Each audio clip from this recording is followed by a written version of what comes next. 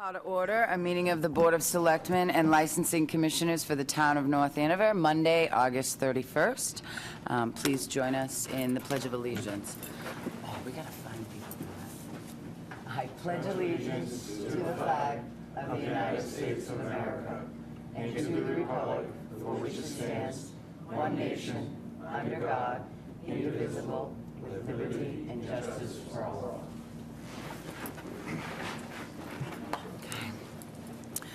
First item on our agenda this evening is approval of minutes from August 10th, 2015. Do I have a motion?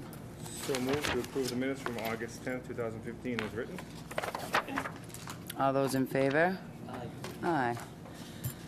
Quickly moving on to communications and announcements. We have the Parson Barnett House celebration coming up on September 5th, and I do think we have some special guests with us this evening.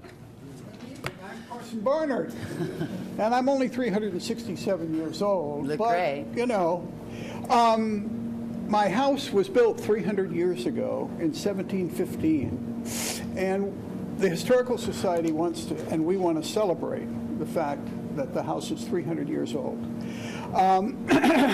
We want to thank the town thereby for helping us with the roof and other parts of the house, and it's looking terrific now. And we want to invite you to a party Saturday afternoon from 1 till 5, and we're going to have house tours that go from 11 until 3, and colonial music concert from 3 until 4, and then we're going to have a celebration of the 300 years from 4 until 5. And this is my wife, Lydia. So thank you very much for having us. We hope everybody who is free will come and join us, tour the house if you haven't seen it since you were in grammar school. It's better to do that. And there'll be cupcakes. And there'll be cupcakes. well. And there'll be cupcakes. Right. Can you repeat the date one more time? This Saturday. Oh, this coming Saturday, okay. This Saturday. Yep. And tours will be going from 11 to 3. Right. Yes. And the party goes till 5, though, right? Yes. Comes till 5. Super. All right. Awesome. Great. Thank you for very much. coming. Oh, there. Yep. I haven't been in there in a long time. Communication and announcements. We do have some job postings currently advertised and filled. Anything we need to discuss? Mr. Town Manager? I'll entertain any questions you may have. I have none. Oh, you know what? I do have one, actually. Out of curiosity's sake, and I understand it with the reserve police officers, and residency requirement that they're in New Hampshire, not Massachusetts, is my, right? We don't in North Andover have a residency requirement for our police officers. You have to be so many miles away. Right within a, That's a different standard. Right. At the time you take the exam, you have to be a resident. of Massachusetts. Yes. If Up you to- take the exam and you leave, yeah, okay. For the full 365 days prior to the test, you must be a resident of North Andover, and that establishes your residency. You take the test, you move, you're still a residency preference. Okay, that was my curiosity. I didn't understand exactly what that meant because I know. The 365 days prior to the date of the exam. Okay. All right, good to know. Do my fellow members have any communications or announcements? I do. We're coming up to the 80th birthday celebration for the North Andover Women's Club, and it's an organization, again, it's been around for 80 years, that has supported so many different issues related to women and children and education and the environment.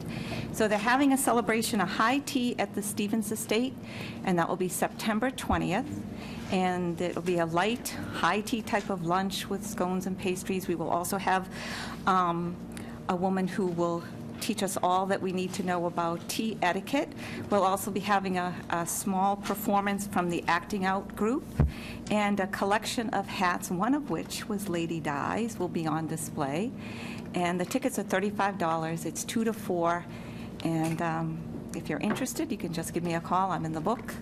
And it should be a fun event and a nice celebration for the Women's Club. Anything else? I don't have anything. School starts next Tuesday. Drive safely. Be cautious. Week from tomorrow. Nothing else? Moving right along. to consent items. First on our consent item agenda is the Affordable Housing Trust. We have requests approval of distribution from the Affordable Housing Trust Fund for a grant to Bread and Roses Housing, for the purchase of 6466 May Street. Good evening, George Kaler, 41 Quail Run. Yes, Bed and Roses Housing wants to purchase 6466 May Street and rehab it into 2 units. When the rehab is complete, they want to sell each unit to a North Andover family for $175,000 each. Each unit will cost $175,000. On August 11th, the Affordable Housing Trust met to consider Bed and Roses' request for support on the project. We discussed it. They presented the plan, which I believe you received in your packages. And we decided they requested $400,000 immediately to enable purchase of the property. Then, when the units are sold, $128,000 will be returned to the trust, making the trust's permanent support of the project $272,000 or $136,000 per unit. And with me tonight is Jacinia Gill, who is the executive director of Bread and House.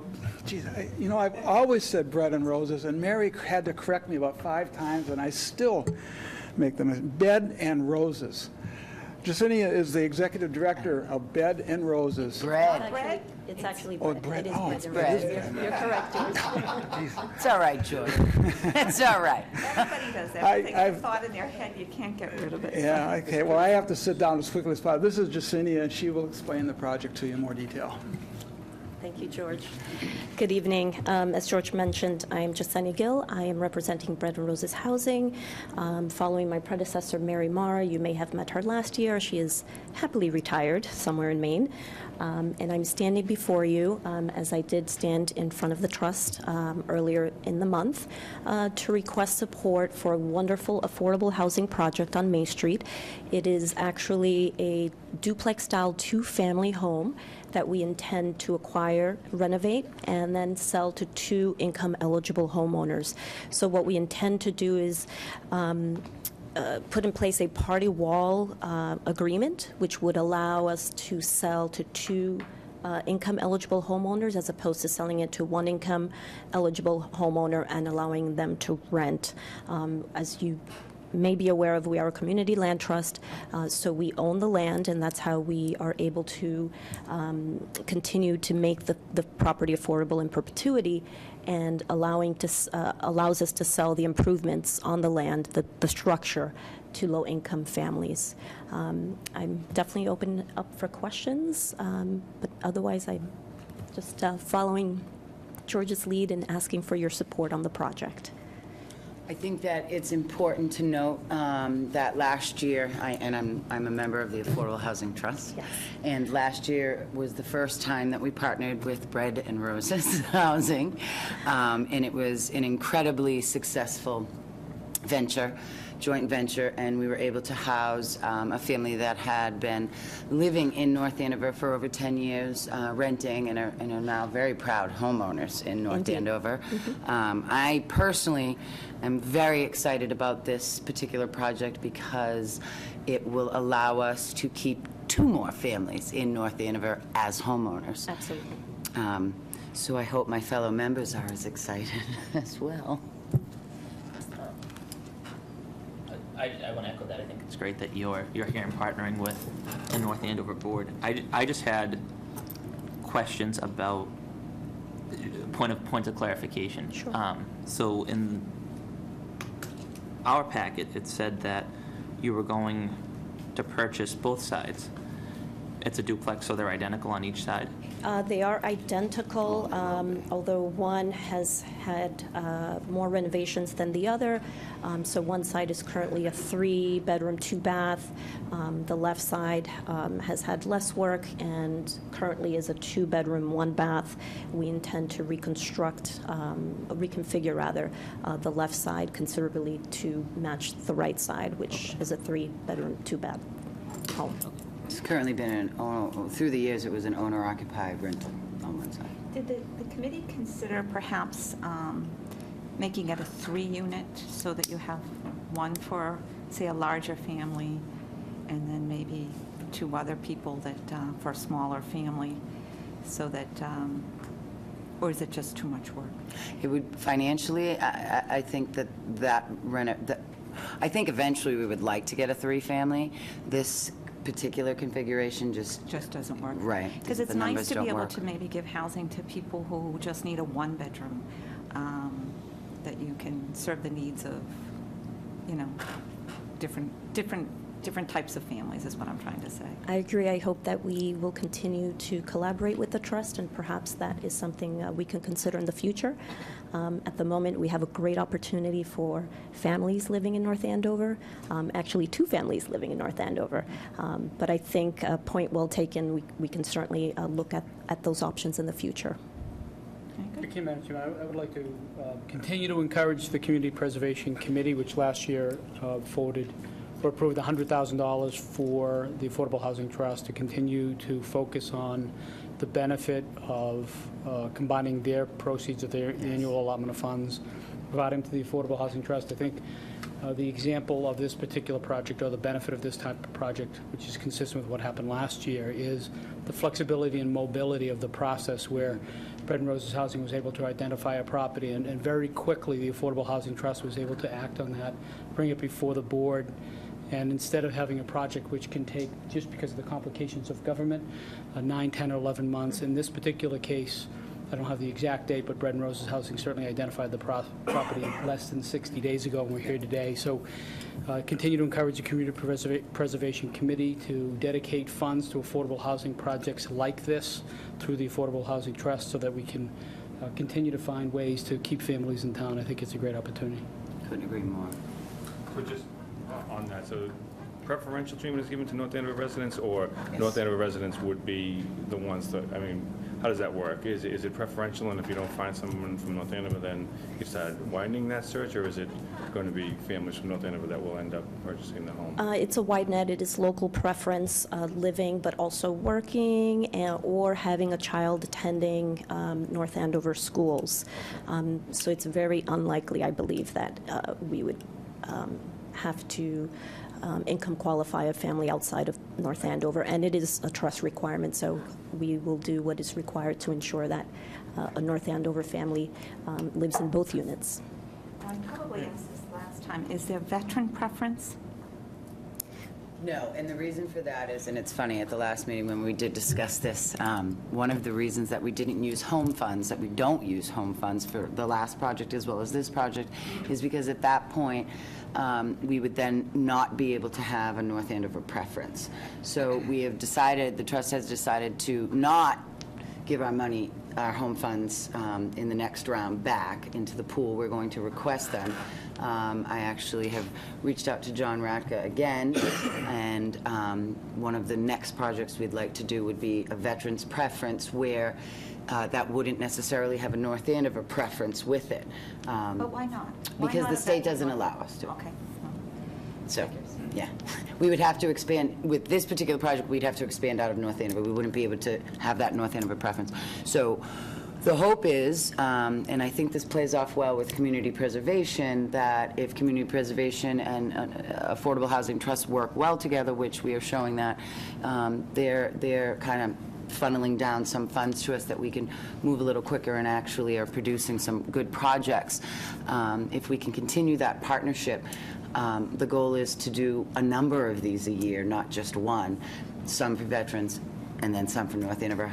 But there's no preference. reason I would imagine, unless you can correct me that I'm wrong, that it could possibly be a North Andover resident who also happens to be a It veteran. positively could. It positively could. It just can't be the preference. of It just both. can't be the preference of both. But yes, it could absolutely. It could absolutely end up being that, for sure. would be Oh, great. sure, yeah. Okay, Yeah. keep it in mind. Any other questions? I'm happy Do to I have a entertain. motion then, if we're good, or? Move that the Board of Selectmen authorize Town Manager Andrew Mueller to execute the grant agreement between the North Andover Affordable Housing Trust Fund and Bread and Roses Housing, Inc. as presented for the acquisition of property located at 64 to 66 May Street, North Andover, Mass. Second. All those in favor? Aye. Aye. Unanimous. Thank you. Have a good evening. Have a great night. Thank you. And thank you, George, for all your work and effort.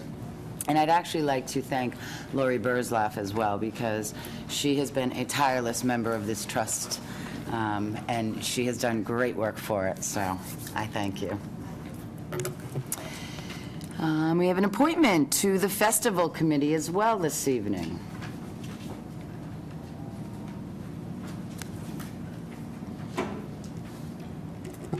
Appointment Subcommittee is recommending Anne Marie Brightman to be appointed to the Festival Committee, and I don't think that she's here. You know, very enthusiastic, just, I think she'd be a great member. Excellent. Do I have a motion? Move that the Board of Selectmen appoint Anne Marie Bregman to the Festival Committee for a term ending June 30th, 2016. Second? All those in favor? Aye. Thank you, Ms. Brightman, for your willingness. Next, we have a request from Mary Beth Chesler for the middle school to use the Stevens Pond. I believe this was similar to what she did last year for the 6th grade kayaking. Monday, September 21st, and Thursday, September 24th. I think everything should be in order. I don't see MB, so I think we're same as last year. I don't know if anybody has any questions or. Nope. Do I have a motion? Move that the Board of Selectmen approve the request of Mary Beth Chesler of North Andover Middle School to use Stevens Pond on Monday, September 21st, 2015, and Thursday, September 24th, 2015, from 8:15 to 2:15 p.m. for 6th grade kayaking with a rain date of Friday, September 25th, 2015. Okay. Do I have a second? Do I have a second? Second? Thank you. All those in favor? Aye. Aye. Approve, and we will sign this evening if approve, the Taking for Safe Routes to School project. Jean, are you going to speak to that tonight? Jean Willis, our town engineer, will speak to that. Good evening. I'm sure you're aware of the Safe Routes to Schools, where we're going to be building some sidewalks and improve the access along Green Street and Parker Street. And we're at the point now where the selectmen have to authorize the easements, taking of the easements that will be required in order to build the project. There are no permanent easements being taken across any of the properties. It's just for access for us to go in and rake the lawns and make the grades meet. And if I may say something about the project, back in February when I met with town council and the DOT representative to talk about these 32 easements, I said I'd get them donated, and both of them said there is no way you'll get 32 easements donated. And so they subsequently scheduled the project for next fiscal year's building. Well, 100% of the residents stood up. And as you know, I've grown up in town, and it's like the North Andover. I used to 100% of the residents donated the easements. Nobody made us go through the appraisals or anything. They all just said, yes, I will give it to the town. No choice. And by doing that, we were able to move up into this fiscal year's funding, and the project is actually going to get advertised for building September 8th as opposed to next year. So I just really got a sense of a neighborhood feeling like it used to be. And like I said, both of the professionals said there's no way you'll get 32 easements donated. They don't know North Andover.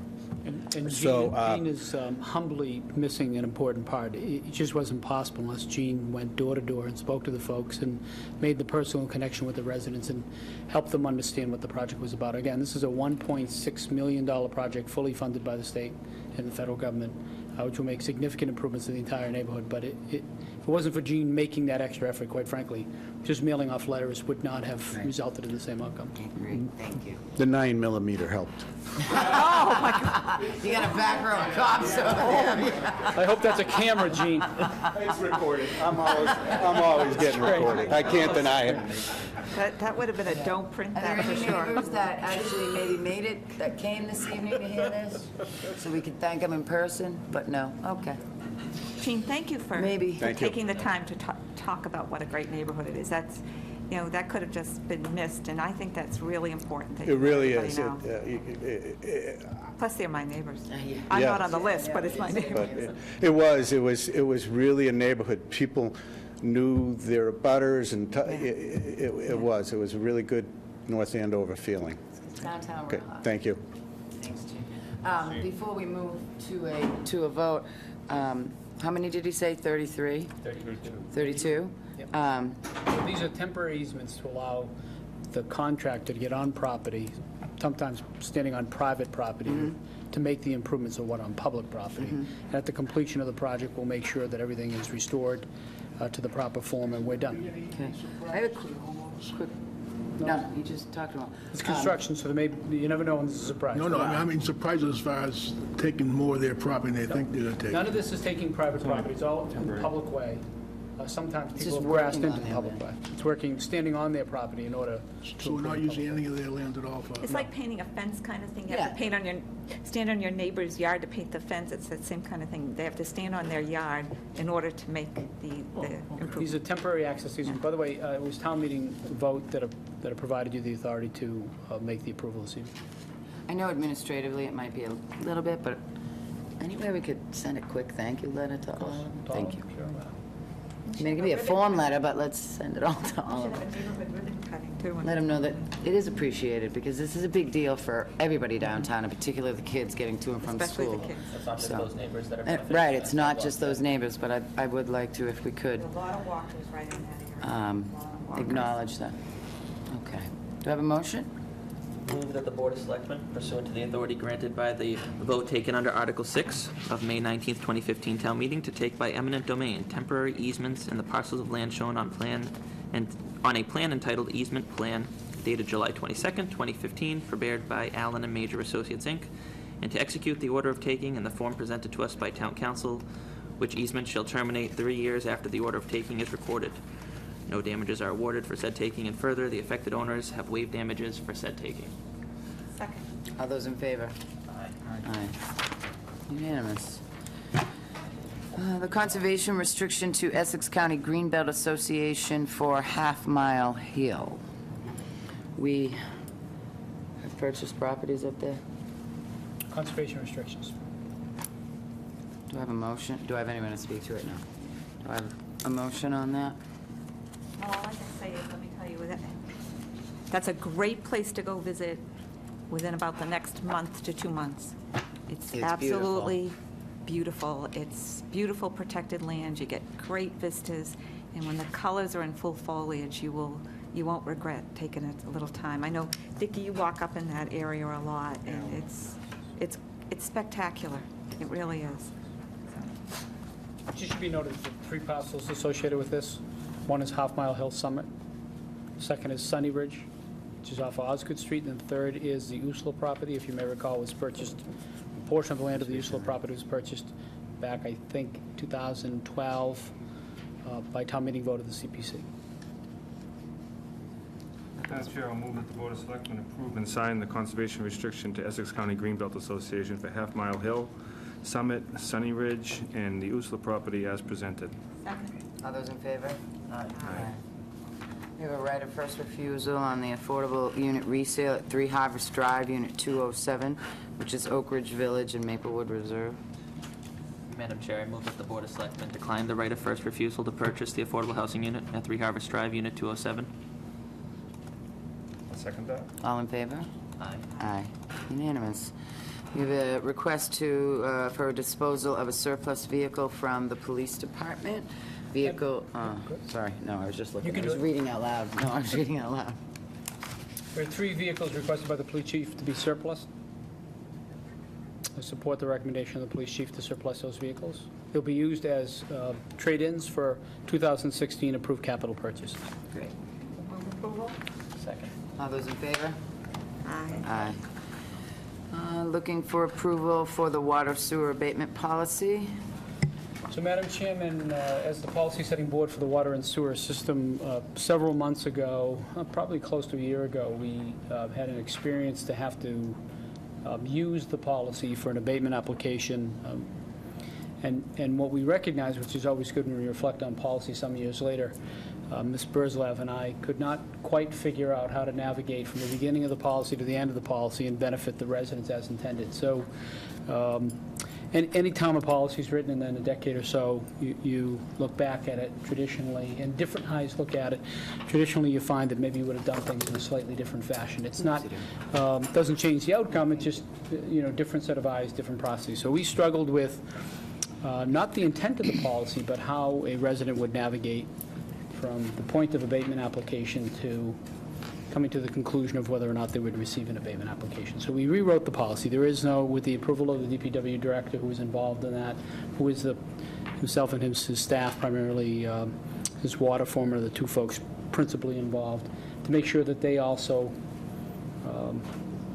use the policy, or the policy can be used in an effective way to benefit residents. So what you have before you is a rewrite of the policy with the intention to make it clearer so a resident could actually read it and use it, and hopefully to their benefit if that was the circumstance. So what you have before you is a rewrite of that policy for the purpose of making it simpler. Having been the recipient of a leak that cost me $1,000, everyone should really make sure nothing is leaking in their house. And it wasn't our house, it was a house we owned. So, yeah, you should constantly be looking around and asking people if they're seeing any leaks, because it does add up really quick. Really quickly. Do I have a motion? Move approval? All those in favor? Aye.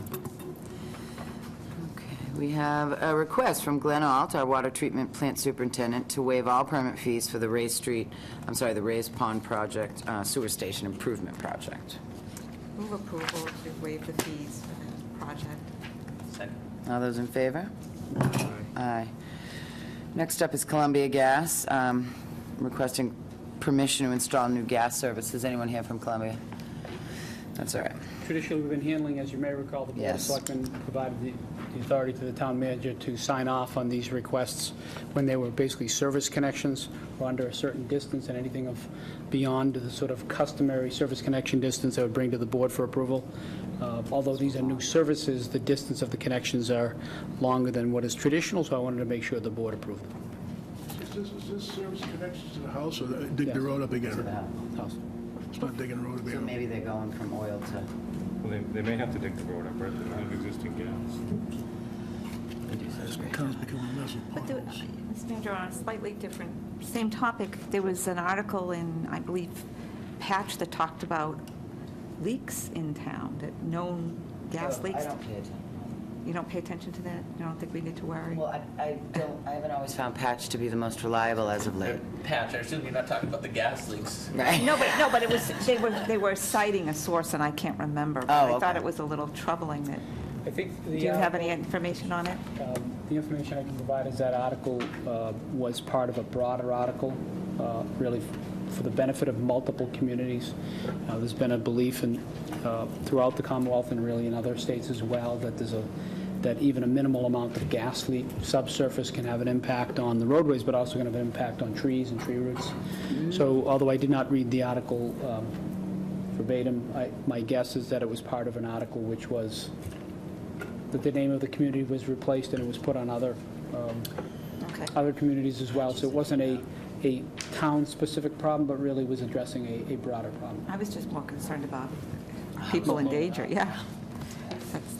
How are residents, so this is the gas company being proactive with this neighborhood, right? No, this Probably this is- service connections. So this is people adding service. Okay, so all of these people are asking for it, or this is part of the subdivision's Well, request? If you look within the individual items, it'll provide you an exact location of where the new service would be and the approximate distances of those. But typically, a service connection, the ones that we're approving now in our office are, 3-foot by 5-foot connection. These are running longer distances, and so just to honor the authority you provided me, because in the past they were all coming to the board, we were being inundated with gas-related requests. These are, the distances of these service installs are a little longer than traditionally I approve in the office. But there's a map identifying the location and their connection. But the residents of this neighborhood, they're Yes, they they're would completely aware that this is happening, and It's there's no typically for concerns. a specific resident's benefit. Yep. They've requested it. Okay, no, that's what I was It's making, not because just it's, one because neighborhood. it looks like it's predominantly Peachtree, but then No, there's three Um, in Peachtree and Lincoln, Great Two. Pond, Summer. These are resident-specific requests. Yeah, they're usually converting from oil to gas or want to bring in a gas stove or something It's like not that. uncommon to see a single street in this kind of case repeated, because they'll go to one house, someone else will say, I'm interested, and they pay for the cost of the install of gas. Yep. And there's no reason you can't take these requests together, unless you want to read them individually. I'm good with taking them together. I'll make the motion. Move the Board of Selectmen approve the requests for Columbia Gas of Massachusetts to excavate at 24 Patton Lane, 9 Peachtree Lane, 15 Peachtree Lane, 25 Peachtree Lane, 500 Great Pond Road, 9 Lincoln Street, and 24 Summer Street to install new gas, 224 Summer Street to install new gas service as presented. second. All those in favor? Aye. I'm going to use chairman's prerogative here, and I'm actually going to, so that Columbia Gas doesn't have to hang about, I'm going to take out of order, I'm going to move up the public hearing for Columbia Gas and Verizon as well. So I need a motion to open the public hearing, yeah. These will be item 7 on your agenda under public hearing. Move to open a public hearing. Well, which actually was continued, correct? Yes. First one's continued, correct? Continue. So continue the public hearing from 7/13/15 and request for Verizon, well, we'll do the first one. We should do them separately, different issues. Mr. Padilla is correct. The first one is a continuation of the public hearing from last meeting. The second one requires a separate public hearing that hasn't yet been heard. And the first one is a request from Columbia Gas of Massachusetts to install a rectifier ground bed and rectifier pole across from 56 Great Pond Road. You know what that is? I have no idea. No, why don't you come up and tell us a Somebody quick has to little, second the opening of the because hearing. I don't know what it is. No, it's a continuation. Oh, But you don't have it's to vote to continuation. continue. No, it's Okay, all right, you go. Okay. This- We'll close up. Rectifier system is prevent corrosion on the gas main. Oh, This will okay. cover about 3 miles of pipe. Okay. So basically, the only road opening that we need to do is a 2x3 road opening to get to the gas main to attach wires onto the gas main at the existing test box, which is already in the road. On the far side from 56 Great Pond on the other side. Correct. Okay. Excuse me, just for the record, could you just state your name? Matthew Raymond? Any questions in regards to this? Do I have a motion? Oh, I have to close the hearing. I'm sorry. I need a motion to close the hearing. Thank you. Close public hearing. All those in favor? Public hearing is closed. Do I have a motion for approval or denial? I'll make a motion that the Board of Selectmen approve the request of Columbia Gas of Massachusetts to install a rectifier ground bed and rectifier pole across from 56 Great Pond Road as presented. Second? All those in favor? Aye. Aye. You're all set. Thank you. Thank you. Do I have a motion to open up a public hearing for Verizon? Madam Chair, I move that we open a public hearing for Verizon New England to install underground conduit Great Pond Road at Great Lake Lane. I don't even know where that is.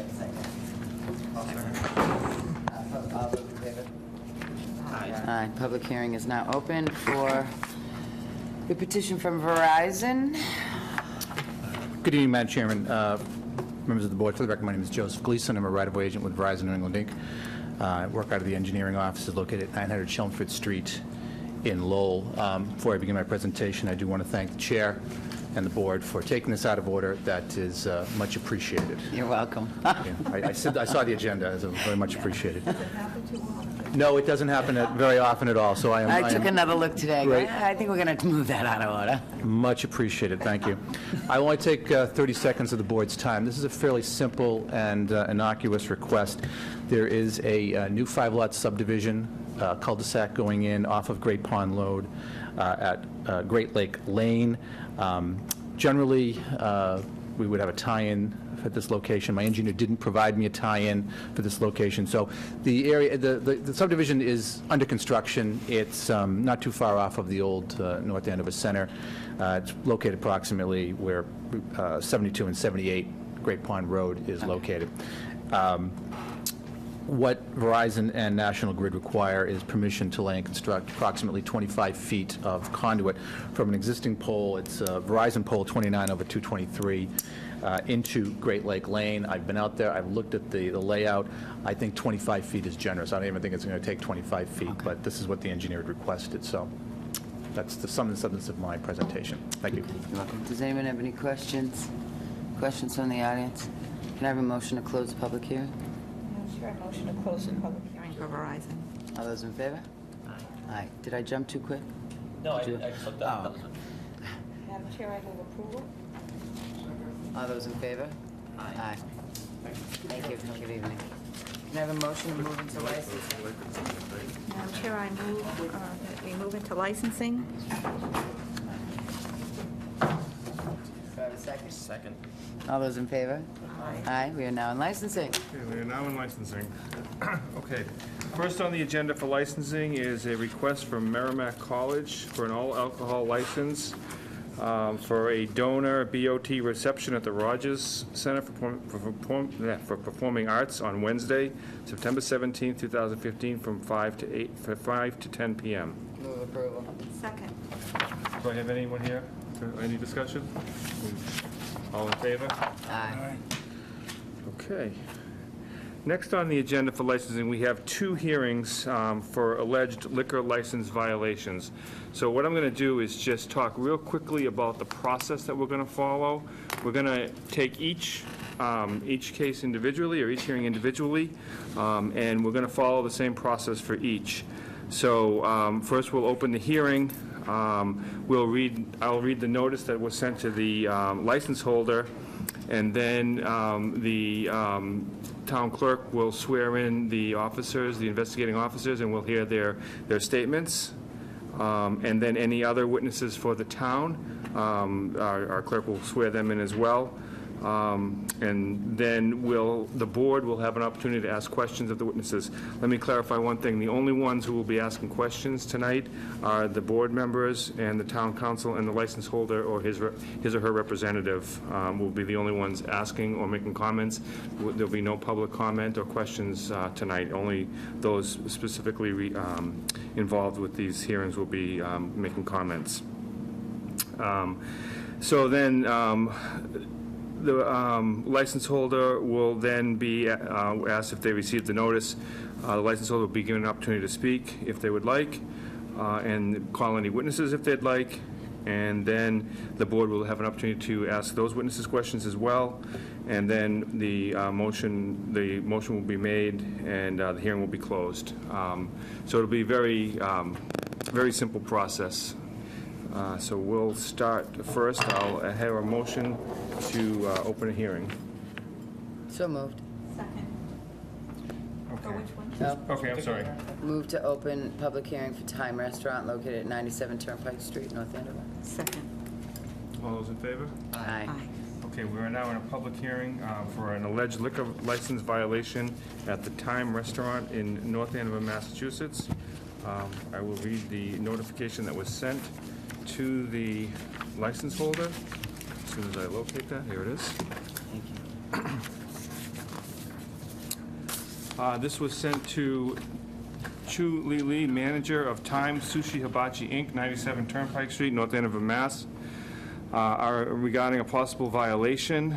Dear Ms. Lee, the North Andover Licensing Commissioners hereby notifies you and requests you to be present at a public hearing to be held on Monday, August 31st, 2015, at 7 p.m. at Town Hall, Selectmen's Meeting Room, second floor, 120 Main Street, North Andover, Mass., regarding alleged violations of a restaurant license issued under Section 12 of Massachusetts General Laws, Chapter 138, to Time Sushi Hibachi, Inc. This violation relates to the alleged incident described in this attached incident report, which occurred at your establishment on May 28, 2015, at approximately 9:19 p.m. As stated in the report, the violation is pursuant of 204 CMR 2.05, Section 2, permitting illegally on the licensed premises, to which Chapter 138, Section 34, sale or delivery of an alcoholic beverage to a person under age 21 years of age. As this hearing, you have the right, at this hearing, you have the right to have counsel present. You may have witnesses testify on your behalf and will be entitled to question witnesses. As a result of testimony to be given that night, the action of the commissioners should result in a warning, suspension, revocation, or modification of your license. Very truly yours, Richard Valancourt, Chairman, Licensing Commission. So, with that, we will recognize the investigating officers, and I'll ask the town clerk to swear those officers under oath. Raising your right hand and repeat after me. I, and state your name. I, Eric Holden, Solemnly promise to tell the truth, solemnly promise to tell the truth, the whole truth, the whole truth, and nothing but the truth. So help God. so help me God. So I'll ask now Lieutenant Folds to read the report from that night. Or Yes, Lieutenant Eric Folds, North Andover Police Department. Just to give a basis as to what happened that night before we go into the report. This was an Executive Office Public Safety grant we were operating under, members of the North Andover Anti-Crime Unit. They give different strategies to combat underage alcohol use and abuse. One of the strategies used is a compliance check. The compliance check this evening consisted of a 19-year-old male entering certain establishments in North Andover that hold liquor licenses. He does this under the supervision of police personnel. On this evening, it was Detectives Cronin and Daly. And we have to follow strict guidelines. I believe do you all have a copy of the guidelines? So that's the basis of the operation we were doing that night. I'll let Detective Daly, want to read from your report?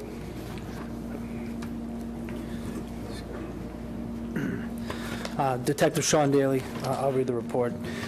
On May 28, 2015, the North Andover Police Anti-Crime Unit conducted alcohol compliance checks at licensed establishments in North Andover. A 19-year-old male was utilized to enter licensed establishments and attempt to purchase alcoholic beverages. At approximately 9:19 p.m., the 19-year-old male entered Time, a restaurant located at 97 Turnpike Street, North Andover, Mass. The male went to the bar area and ordered a Bud Light bottle.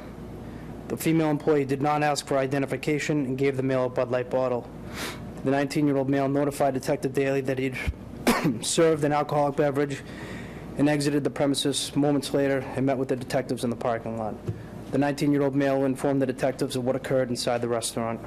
Shortly thereafter, Detective Daly and Detective Cronin entered the restaurant and spoke with manager Jenny Chen, informing her of what had occurred. Chen stated that she was responsible for serving the 19-year-old male the alcoholic beverage, and she normally asked patrons to provide identification, but did not this time. Chen was informed that a violation occurred and reminded of the employee responsibilities as a licensed seller of alcohol. Lieutenant Folds contacted Sue Lee, liquor license manager on record with the town clerk's office, and notified her of the violation. That's it. Thank you, Detective Daly. Detective Cronin, anything to add to that? No, sir. I got a question. Okay. How many businesses were affected? How many did you do? I believe we did 10 that night. On that night, we did at least a dozen. But Yeah, 10 to during 12. the grant execution, we visited everyone with a liquor license. And did you check and see if they were tip certified? No. Proves my point. Oh. Sorry, Mr. Stewart, I can answer that one. Another part of the grant strategies is to go in, observe the patrons in an establishment, make sure their liquor license is posted, ask tip certification. A lot of them have them posted. We did not check every establishment for these, just to do a manpower and time issue. We did hit, on that night, I believe, probably around 10 to 15 establishments getting this type of information. Chairman, I have a quick question. Point of clarification. On that during this grant, you tested in this manner every single business in town with a liquor license? Yes. Thank you. And how many would that be approximately? Joyce Brown. I'm not sure the exact number, Mr. Valancourt. A lot. It's close to 40. Close to 40. And And two Somewhere, actually, the first night when we were doing this, there was a power outage, which affected the Route 114 area. A lot of the establishments were closed. We tried to get them all. One more question. I'm sorry. I was going to ask, has this been done with this particular restaurant previously, and they passed, or is this the first time this restaurant? I believe this is the first time we've done the compliance checks at time. Do you know if this restaurant has any other violations in its history? To the best of my knowledge, no. No. Okay. When we say that we checked all Section 12 and 15, all liquor stores and restaurants? All. Yep. Any other questions from the board for the officers? Pretty good percentages. Okay, thank you. Good job. Okay, I'm assuming there are no other witnesses for the town at this point, only the officers. Okay. I'll then ask the license holder to come up, or their representative.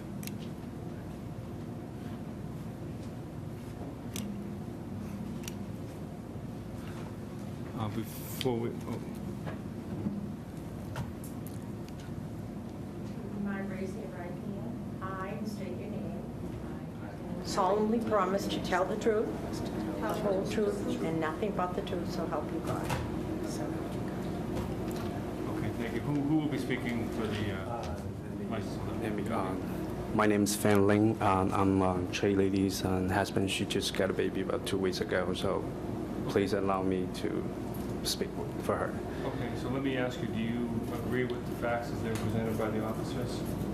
Yes, You do? yes, yes. And then, Okay, so you can go ahead and make your statement then if you'd like, but we just want to set the stipulation that you agree with those facts as stated. yes, yes, Okay. yes. Well, first of all, I want to thank all the board members and 3 years ago that passed. Can you just speak up a little bit? That okay. microphone doesn't amplify very well, Right. so you just need to speak up. Yeah, first of all, I want to thank all the board members 3 years ago allowed us to open a restaurant in North Andover. Thank you very much.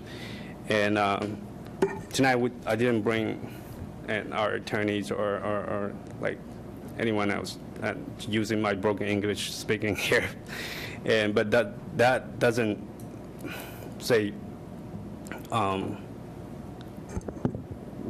that apologize is not deep come up from our hearts. We are really sorry with the things that happened in our restaurant, and we never happened that before. And that night, and when Janie come out from the kitchen, when Iowa Chen come out from the kitchen, she thought he was the customers already being served,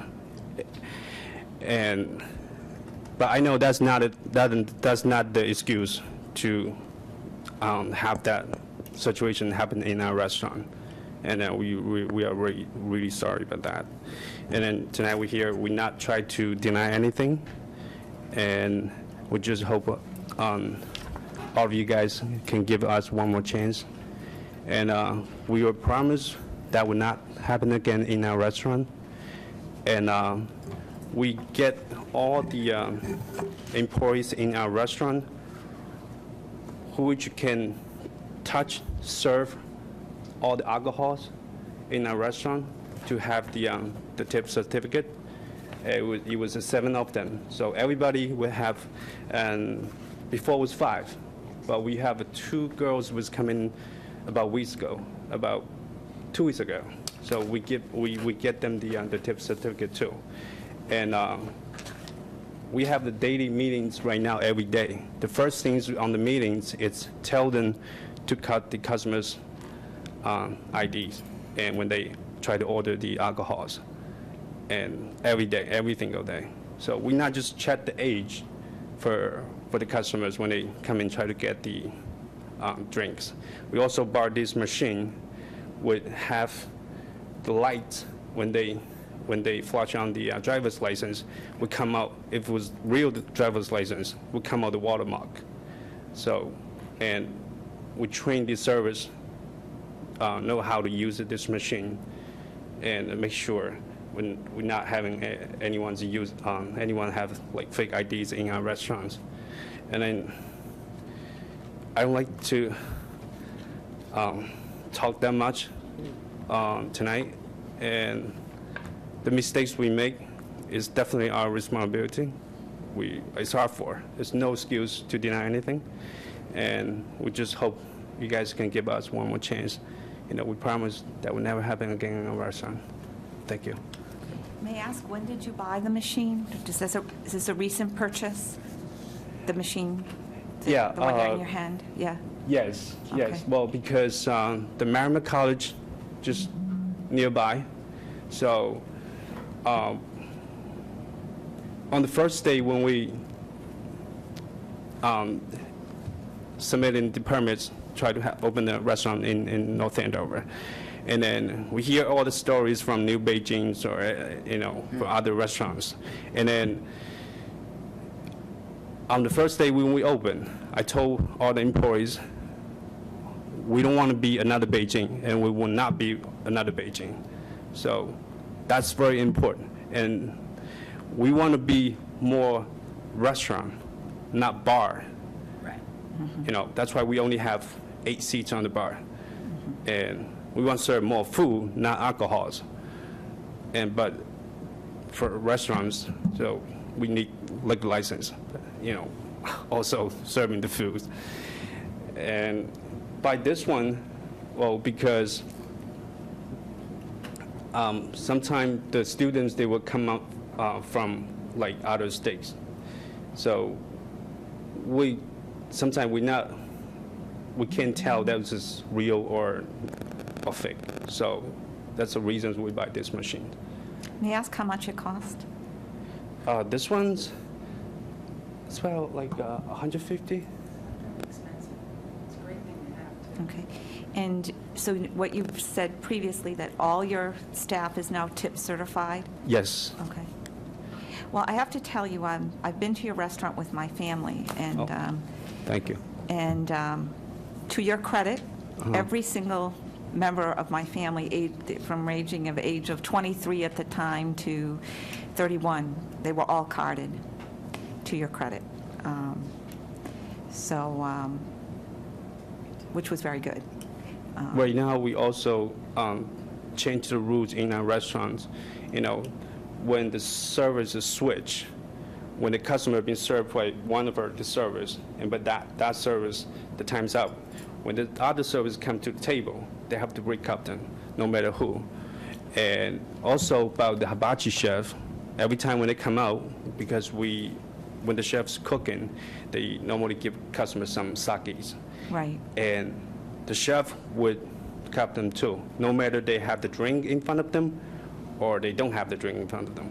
So if they ask for sake, the chef would ask for ID. I'm glad you brought that up, because I did notice, though, the containers that you had, the sake or the water or whatever, and all almost looked alike. I would hope that after this incident, you would be really careful.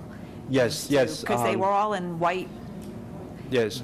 You really need to color code them, because I let them put the labels on that: water, oil, sake, Sprite, and they all make it different. And then right now I try to buy different colors of bottle and then put the labels on that too.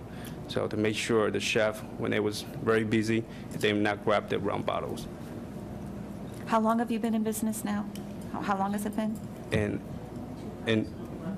yeah, 2011. 3 Okay. years. So you've had almost 4 years. Almost 4 years. Okay.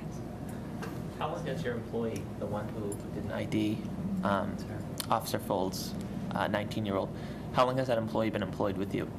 Oh, she's since we opened. Okay. Since we opened. And how long has she been tip certified? She's here. And I guess. how long have you been tip certified? Since this restaurant opened. Okay. Yeah, I think we got tips for 4 years before the restaurant opened. So I already renewed the second one already. Okay. And have you had any other type of training besides?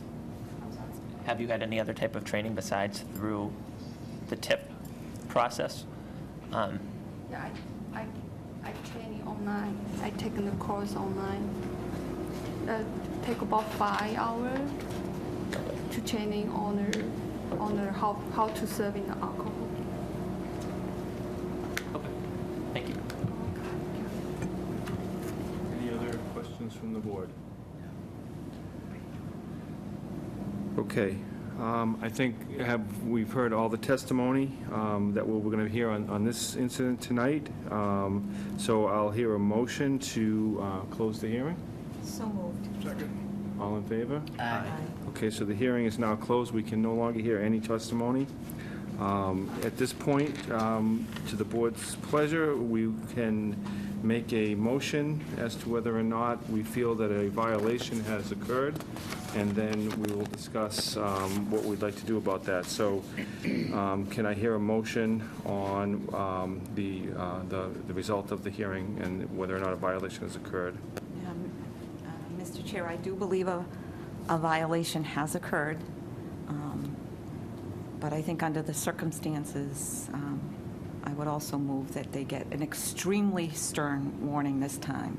Okay, Next let's time, take them. You want them separate? I'd like to take them separate. Then Okay. we'll- I do believe a violation has occurred, and they've admitted a violation has occurred. The police, I mean, there's no getting around it. A violation has occurred. Okay, do I have a second on that? Second. Okay, let me just ask the town manager, do we need more specific language around that motion, specifically with the, no, okay. Okay, so we have a motion and a second. Any further discussion? All those in favor?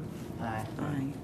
So I'll go back and make my motion of, under the circumstances and having personally witnessed that you were very strict with carding. Again, they'll kill me for bringing them up, but my kids were actually carded age from 23 up to 31 at the time, and with their parents present. But I do feel as though we'll give you a break. In my opinion, I would motion that you get a very stern warning this time. You've taken the proper precautions with the tip certification, you've bought the gadget, so that would be my motion. Second. Yep. Okay, so let me just be clear on this. So according to Mass State law, for a first-time violation, we have the leeway to go with either a written warning, as the motion has addressed, or anywhere from a 1 to 5 day suspension of your liquor license. On the table right now is a motion for a written warning that has been seconded. Any further discussion? We just made the clarification that that's local policy. Oh, I'm sorry, not Mass State law, local policy. I apologize. Eileen, in strong agreement with Selectman Smedili, I've frequented time on many occasions, and anytime there's been someone with us that even remotely looks younger than 50, we've been carded. So I do believe that this was, mistakes happen. They happen. I don't think it'll happen. Yeah. Well, I hope. Now, let me also say, I've eaten there. I enjoy your restaurant. I think you did a great job representing yourself in your restaurant tonight. Even though English is your second language, you did a very, very good job representing yourself. And thank you for being so sincere about accepting the responsibilities of that and accepting that. So I'd like to express my thanks for that. And so with that, any other comments? All right, all those. Yeah. Please don't come back.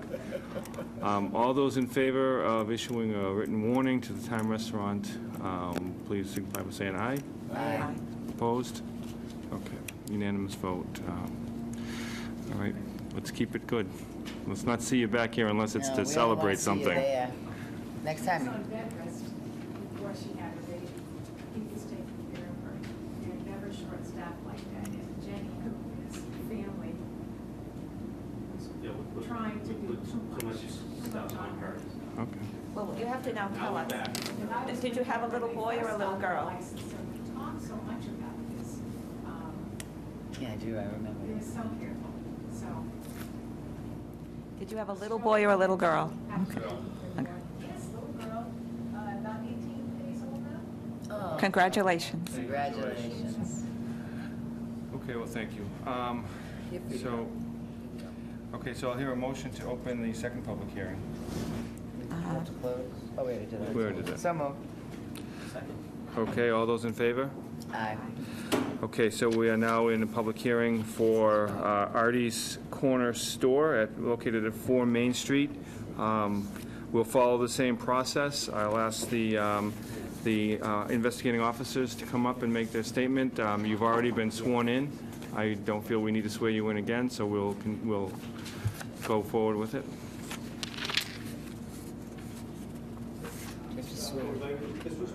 Oh, I'm sorry. Let me read the letter. I messed up my own process. All right.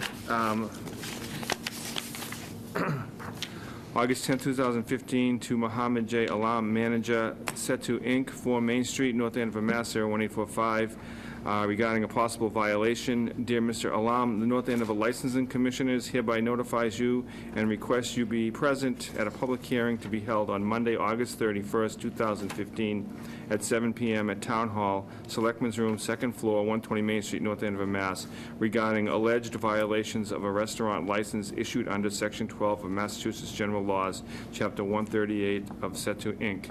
This violation relates to the alleged incident described in the attached incident report, which occurred at your establishment on May 28, 2015, at approximately 7:28 p.m. As stated in the report, the violation is pursuant to 204 CMR 2.05, Section 2, permitting an illegality on the licensed premise to which Chapter 138, Section 34, sale of or delivery of an alcoholic beverage to a person under 21 years of age. At this hearing, you have the right to have counsel present, may have your witnesses testify on your behalf, and will be entitled to question witnesses. As a result of testimony to be given that night, the action of the commissioners could result in a warning, suspension, revocation, or modification of your license. Very truly yours, Richard Valancourt, Licensing Commissioner. I just want to say that this hearing is only going to be discussing this incident. There's nothing else that we should discuss regarding this, just the incident that occurred on May 28th. So what you're saying is we cannot ask about prior incidents? We cannot even ask that question? We can ask about prior alcohol-related incidents. Prior liquor license associated with that. Okay, so Correct. other, Yes. I understand. Yeah, other than that, we should not. Okay? Okay, Lieutenant Folds, I apologize for that small diversion, but you may go now. Yes, Selectman Valancourt saying this is part of the same operation. On May 28th, the compliance checks. Do you want to lay the basis for that, or? I think we're clear on what that was, unless anybody needs another clarification now. Okay, then Detective Daly will read from his report. Thank you. On May 28, 2015, the North Andover Police Department Anti-Crime Unit conducted alcohol compliance checks at licensed establishments in North Andover. A 19-year-old male was utilized to enter licensed establishments and attempt to purchase alcoholic beverages. At approximately 7:28 p.m., the 19-year-old male entered Richdale Artie's Corner, located at 4 Main Street, North Andover, Mass. The male went to the beer cooler and retrieved a 6-pack of Yuengling beer and walked up to the counter in order to purchase the alcohol. The male employee did not ask for identification and sold the alcohol for $7.29. The 19-year-old male exited the store and walked directly to the vehicle that Detective Daly and Detective Cronin were in. The 19-year-old male informed the detectives of what occurred inside the store.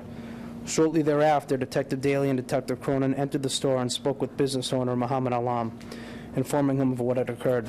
Alam was not present when the purchase occurred, and a younger male, identified as Izaz Islam, was working behind the counter. Islam and Alam were both informed that a violation occurred and reminded of their responsibilities as a licensed seller of alcohol. Thank you, Detective Daly. Detective Cronin, anything further to add? No, sir. Okay. Any other witnesses for the town? I don't believe so.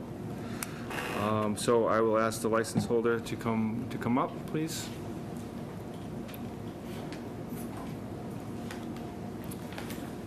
And I'll ask the clerk to swear them in. Raise your right hand, and I will state your name. solemnly promise to tell the truth, the whole truth, and nothing but the truth, so help me God. Thank you. So was notification received of this hearing tonight by you? If I can actually just make one comment first, Dick, and I can speak on her behalf, if that's okay. Yes, it was. First off, I would just like to... Will you introduce yourself? Okay, Brian Vaughn of Smolak and Vaughn. I'm an attorney, and I represent the license holder. Mr. Alam, this is his wife. Mr. Alam, unfortunately, is unable to be here tonight because he was admitted to Lawrence General Hospital just today with a cardiac condition. I have a note from a doctor on Lawrence General Hospitals, and he asked that I please extend his sincere apologies, that he takes this very seriously. When I talked to him last week, he was planning to be here tonight. This just happened this afternoon, but...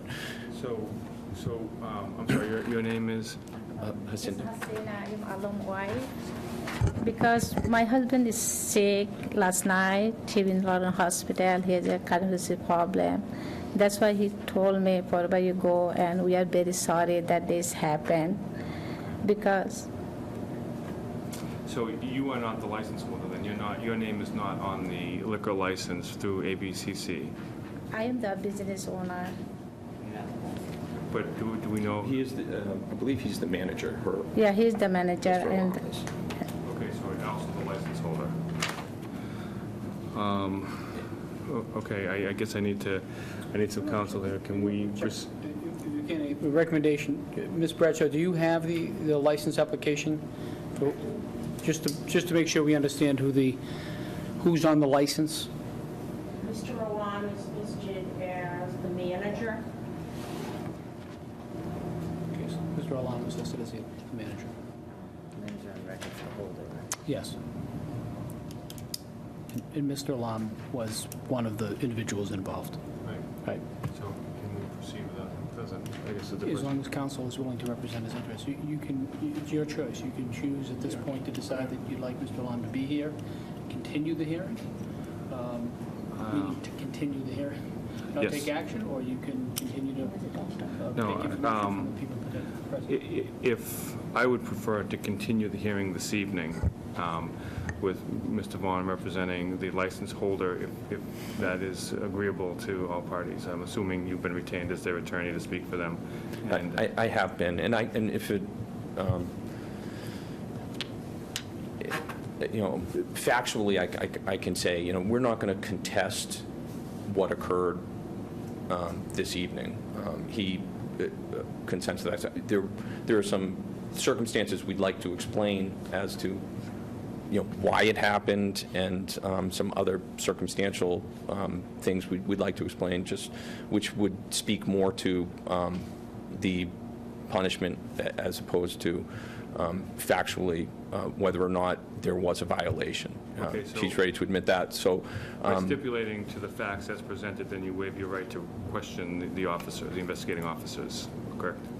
Correct. Okay. And so I don't think there's factual, what there may be some factual issues for which the board may be interested in hearing is, I understand from an evidentiary standpoint, you may want to hear from Alam himself as to what the other circumstances are. And if you wanted to continue the hearing until the next meeting for that purpose. I'd suggest the board reserves the right until they close the hearing to make that decision. So as part of the process, if you want to continue to hear what Mr. Vaughn has to say, then you can do that. If there's a point prior to the closing of the hearing, you feel like it's important for either of those involved, because it doesn't appear as if the other individual involved is here either, then the board reserves the right until they close the hearing to continue the public hearing to the next meeting. Okay. As I said, I'm okay with continuing it this evening and putting this matter to bed this evening. Did Mr. Alam, is he okay with that? Would he want to be here, or would he, did he again, he's retained you as an attorney to speak for him, so I'm assuming that we can continue with you here. I mean, for my purposes, I would prefer that he was here. I would think there's there'd be a lot that could be garnered from him. At the same time, we also appreciate the fact that, we're pulling people out here tonight, that, we don't want to have to, have them do it again. I mean, is it? Well, I would think if you stipulated to the facts as presented, then we wouldn't need to have the officers come back. If we were to continue the hearing, we would not need to have them come back. And so then, I would feel comfortable if we were to stipulate to the facts, and I could just, tell a little bit of the story, and then in your deliberations, if you think it's important to you to hear from him directly and question him directly rather than coming to a final decision tonight, if you were so inclined to then continue until next meeting in order that you could speak with Mr. Alam himself, I would be comfortable with that. And I also know from your perspective that it is important for you as a board when you are, call it doling out a punishment or, explaining how seriously this town and this board takes these issues, that you may want to speak directly with Mr. Alam.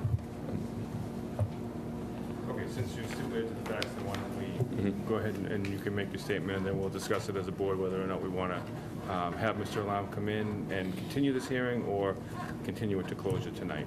So I'll give you that opportunity. You can talk, yes. Yeah, Alam make a plan to come in today because Asma is in the hospital today. Just to speak up a little bit, as like the other one, that doesn't have the amplifier Okay. very well. If you can come a little bit closer to the mic. Okay. Alam make a plan coming to today. Unfortunately, he's in the hospital today, really very sick. He can't able to come, and he say he very sorry about that, whatever happened that day. He said, I'm also sorry too, whatever happened, and whatever they didn't know is true. That's why we are sorry. I can't able to talk too much because my husband is hospital. He's not feeling heart condition he has. I don't know what could be happen. That's why I'm very nervous about that, about my husband. Mr. Chairman, Ms. Long, how long have you and your husband owned this business? Almost 15 years. And is this the first time, and perhaps Lieutenant Folds might be able to answer this? No, we have one is happened is long time ago, almost 10 years ago. I'm curious, did Mr. Islam come this evening? The person who actually violated the law? No. Allegedly, sorry. Yeah. He did not, and they are no longer in contact with him. What happened on this particular night and this particular evening was Mr. Alam was at the store. He was working at the store. Islam or Aziz, I apologize with his name, I don't recall it, was one of Mr. Alam's dearest friends who lives out of the country. It was his son. And he was in the United States looking at schools, and he was staying as a guest, and he was at the store with Mr. Alam. Mr. Alam was working at the store. He had gone back into the cooler. He was stocking some shelves, and just asked him if he could watch the counter for him as he was in the rear of the store. And as he reported to me, and again, if you feel that you would want to hear this from him directly, as he reported to me, he requested, do not sell any alcohol.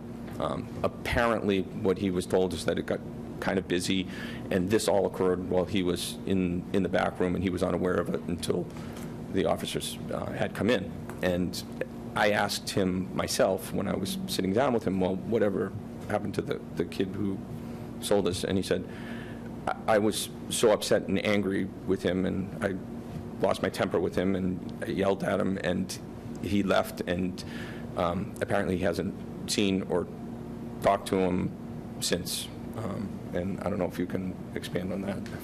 Alam asked him the ID because Alam is little bit mad with him. He's his best friend's son. He left that day. After morning, he left.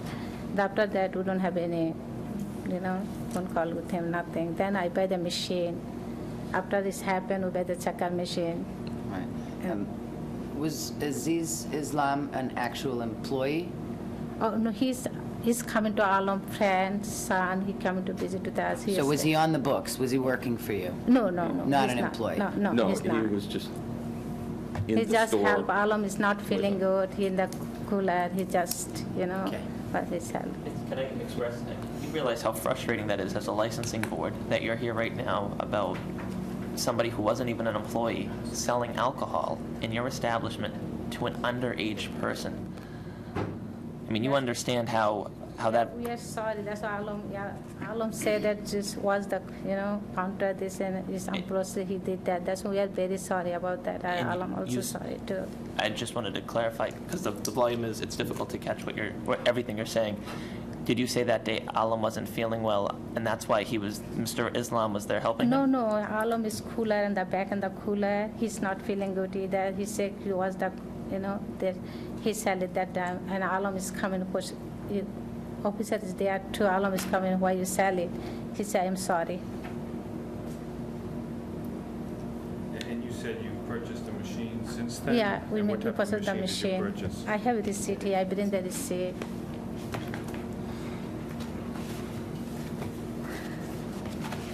So it's a CardCom, and there's an invoice here for July 16th, which was actually, I think, prior to even receiving the notice of violation from you. And it's an $895 card reader machine. I don't know if you care to see the details on the invoice.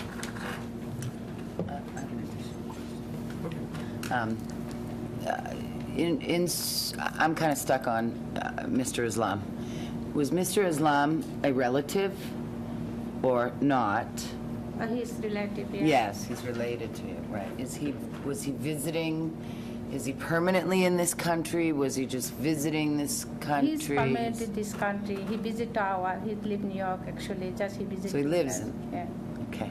So he's a relative of yours who's not on the books, that was working in, but doesn't, so he lives in this country? Yeah, He's not just visiting? No, looking- New York. He lived this country, but he visiting with us, just. Okay. And he was working or helping out that He day, helping but out again, that he's not on the books. He's not an employee of the store.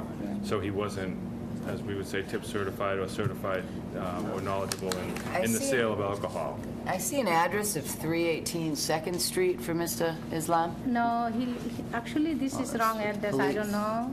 He live Could I 355 ask the Sutton police Street. how they got that address? Is that appropriate? Yeah, you can ask me. May I ask how we received this 318 Second Street address in North Andover from Mr. Islam?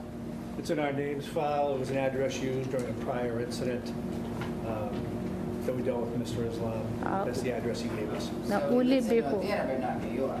No, we live before 318 Sutton Street. Now we So live. he didn't just fly into the country to come look at schools, and he's a relative? Yeah, we live 355 Sutton Street. This is wrong address. I don't know what they get.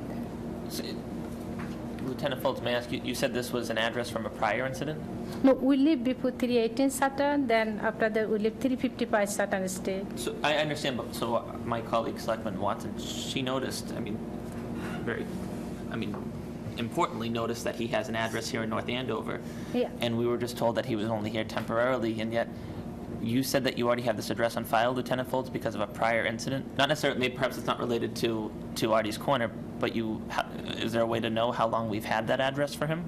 'Cause I could check our in-house computer every time we have a dealing with a person, an incident log is created, and we get the information from that person, and that information is entered into a MasterCard file, name, address, date of birth, as much information as we can gather. And I do remember looking up Mr. Islam, and the Second Street address was the one on file. I'd just like to limit that, I'd like to end that comment. It was on file with the police department, I'd like to limit it at that point Yep. relative to Mr. Islam and his address. That's fine. But may I ask this one question, though? So did they give you the address? I mean, how do you verify it? You know, he might have been just saying, I'm staying there.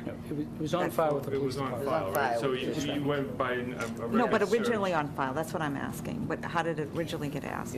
You know? So it was from a prior incident, the address, Lieutenant Folds, from a prior incident, the address was given to you, and it was somehow, maybe not you personally, but it was recorded in the system at that point. As Some previous interaction, Mr. Islam. Right. Who got that address was given. That's what I mean. And during this We could've been investigation, you visiting received his name, and then that address came up as his residence, and and that was used on the report. Right. Is that what you're trying to get to? Is that? I was just saying, whatever happened before, he gave that address because he was staying with them. Right. And then it gets on the list, and that's No, why one's he on might not Sutton. really live there. They're on Sutton. His No, address was Second Street. Right, Two different right, addresses. okay. All right, we'll So, just let it go. I think the point is that he wasn't visiting the country It's temporarily. He I- had yeah. a residence set up, okay? So, Mr. Chairman, can I make a suggestion? I'd make a suggestion this is continued. I think I mean, it's up to the board, but I make a suggestion to skip I think we might want to do that, so Mr. Alam can come in and represent himself as well. So I, first of all, ask if you have anything else you want to say tonight before we go to a vote. And we'll leave the hearing open, and then my recommendation would be to continue it for our next meeting, so that Mr. Alam can be here, and hopefully he's well and doing okay and can join us. Chairman, may I make a request? Sure. No, I think I can. I'd like to actually request that Mr. Islam be in attendance. He's not out of the country. Mr. Islam. Yeah, I'd like him in attendance, too. Could he come to the next hearing? Yeah, okay. Oh. Okay. So I make a motion that we continue it until your husband is well enough to attend. I mean, we don't need to put him on at the next meeting. We want to make sure that he's well enough to attend, and that's my motion, but I'd also like to add to that, the most important thing is that your husband get well. We don't want him to get sick. Whatever happens at this meeting happens at this meeting and our next meeting, but his health is more important. Thank you. So please make sure that he is well enough to attend. Okay, so we have a motion. Do we have a second to that motion to continue? Does that motion include a recommendation that we request that Mr. Zaz Islam attend as well? I'll take that as a friendly amendment. Okay. So would So you have moved. that Mr. Islam is in attendance as well? So you have a second? Was that- Seconding that. Okay. All right, all those in favor? Aye. Okay, so we will continue until our next meeting, unless we receive notification that Mr. Alam is not well to attend, but I hope that he's doing better and that he will be able to attend the next meeting. So, And I don't know, do you want the doctor's letter? yeah, why don't we put that on record? Yeah. Thank you, Brian.